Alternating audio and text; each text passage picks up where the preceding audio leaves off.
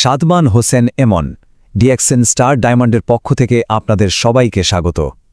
আজকে আমরা জিম রনের একটা অসাধারণ দর্শন নিয়ে কথা বলবো, আর সেটা হলো কিভাবে চিৎকার চেঁচামেচি না করে নীরবে শুধু নিজের ওপর মনোযোগ দিয়ে সবকিছু অর্জন করা যায়। চলুন এই দারুণ আইডিয়াটার গভীরে যাওয়া যাক। আচ্ছা, সাফল্য মানে কি অনেক হইচই করা, চারদিকে নিজের প্ল্যানের কথা বলে বেড়ানো? বেশিরভাগ মানুষ কিন্তু এটাই ভাবে, তাই না? তাদের মনে হয় আমি কি করতে যাচ্ছি সেটা যত বেশি মানুষকে বলবো তত তাড়াতাড়ি সফল হব। কিন্তু এটা কি আসলেই সত্যি? কিন্তু একবারও কি ভেবে দেখেছেন যদি ব্যাপারটা ঠিকের উল্টো হয়? কি হবে যদি সাফল্যের আসল রহস্যটা শোরগোলের বদলে নীরবতার মধ্যে লুকিয়ে থাকে? চলুন শোরগোল করে সফল হওয়ার এই ধারণাটাকে একটু ভেঙে দেখা যাক।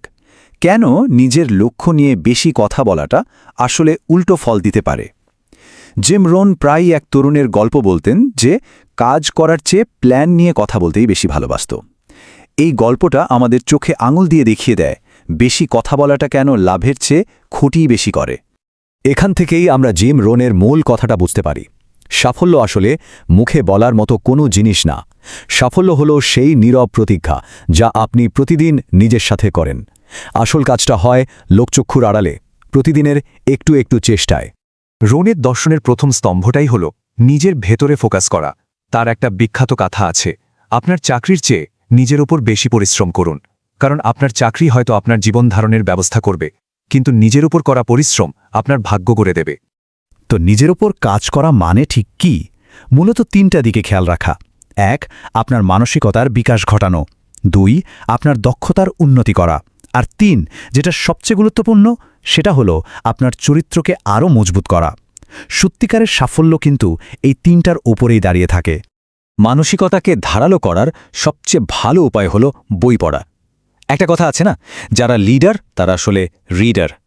প্রতিদিন মাত্র ১ ঘন্টা বই পড়া আপনাকে ভবিষ্যতের অনেক বছরের সংগ্রাম থেকে বাঁচিয়ে দিতে পারে। কারণ যে বইগুলো শুধু শেলফে সাজানো থাকে সেগুলো তো কোনো কাজেই আসে না, তাই না? এরপর আসে দক্ষতা। ব্যাপারটা একদম সহজ।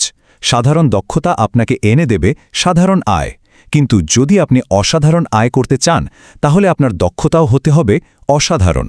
তাই আপনি যে কাজই করুন না কেন লক্ষ্য রাখুন সেটার শীর্ষে পৌঁছানোর। আর সবকিছুর মূলে সেটা হলো চরিত্র। চরিত্র কিন্তু কোনো বিপদের দিনে হুট করে তৈরি হয় না, সেদিন শুধু সেটার একটা পরীক্ষা হয়। আপনার সততা, আপনার নির্ভরযোগ্যতা, এগুলো তৈরি হয় প্রতিদিনের ছোট ছোট সিদ্ধান্তের মাধ্যমে। আর মনে রাখবেন, কর্মক্ষেত্রের স্মৃতিশক্তি কিন্তু খুব প্রখর হয়। এবার চলুন দ্বিতীয় স্তম্ভের দিকে যাই, নীরবতার শক্তি। কখনো খেয়াল করেছেন যারা সবচেয়ে সফল তারা কিন্তু প্রায়ই সবচেয়ে শান্ত প্রকৃতির হয়? কারণ তারা যাবে কথা দিয়ে কিছু হয় না, আসল কাজটা করতে হয় নীরবে। তাদের এই নীরবতাই হলো তাদের মনোযোগ আর একাগ্রতার প্রমাণ। এর পেছনে কিন্তু একটা মজার মনস্তাত্ত্বিক ব্যাখ্যাও আছে, যাকে বলে ডোপামিন ইফেক্ট। যখন আমরা আমাদের লক্ষ্যের কথা সবাইকে বলে বেড়াই তখন আমাদের ব্রেনের ডোপামিন রিলিজ হয়। এতে আমরা কাজটা না করেও একটা ভালো লাগার অনুভূতি পাই, একটা মিথ্যা সন্তুষ্টি চলে আসে, ফলে আসল কাজটা করার আগ্রহটাই কমে যায়। অন্যদিকে যখন আপনি নীরবে কাজ করে লক্ষ্যটা পূরণ করেন তখনও ডোপামিন রিলিজ হয়, যা আপনাকে দেয় সত্যিকারের তৃপ্তি আর পরের কাজের জন্য অনুপ্রেরণা। এই কথাটা একবার ভেবে দেখুন, আমরা যে উত্তরগুলো বাইরে খুঁজে বেড়াচ্ছি সেগুলো হয়তো সেই নীরবতার মধ্যেই লুকিয়ে আছে, যেটাকে আমরা সবসময় এড়িয়ে চলি। কোলাহল আমাদের মনকে বিক্ষিপ্ত করে, কিন্তু নীরবতা আমাদের গভীর চিন্তা করতে আর নতুন পথ খুঁজে পেতে সাহায্য করে। আচ্ছা, নীরব চেষ্টার ফল কতটা শক্তিশালী হতে পারে তা বোঝার জন্য চীনা বাঁশের গল্পটা কিন্তু অসাধারণ। এই নীতিটা আমাদের শেখায় যে কোনো অগ্রগতি চোখে দেখা যাচ্ছে না তার মানে এই নয় যে কিছুই হচ্ছে না। ভাবুন তো, চীনা বাঁশের বীজ লাগানোর পর প্রথম ৪ বছর মাটির ওপরে কিছুই দেখা যায় না, মনে হতে পারে সব পরিশ্রমী বৃথা। কিন্তু এই সময়ে গাছটা মাটির নিচে নিজের ভিত্তিটাকে শক্তিশালী করতে থাকে।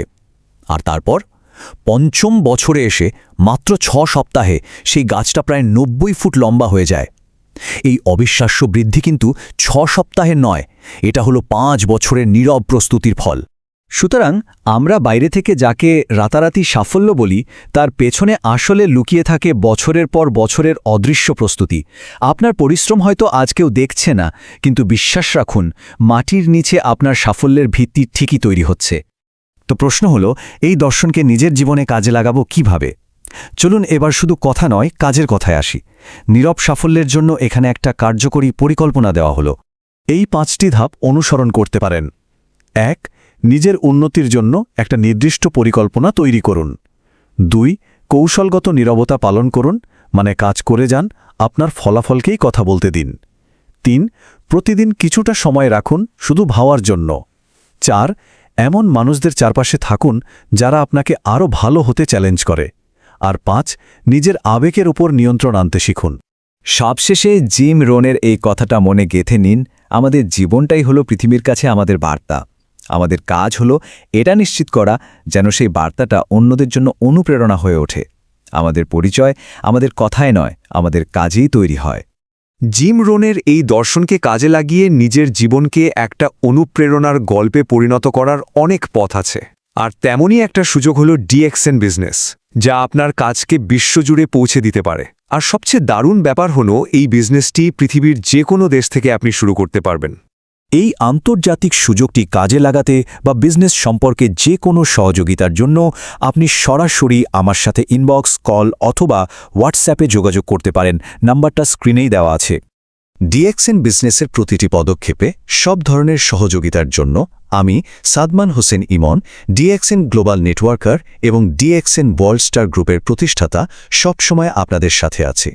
নতুন নতুন ভিডিও আর কার্যকরী বিজনেস টিপস পাওয়ার জন্য আমার সোশ্যাল মিডিয়া চ্যানেলগুলো ফলো দিয়ে রাখতে পারেন। ফেসবুক, টিকটক, ফেসবুক পেজ এবং ইউটিউব, সবখানেই আমাকে গ্রোয়িং উইথ এমন নামে খুঁজে পাবেন। আমাদের সাথে থাকার জন্য আপনাকে অনেক ধন্যবাদ।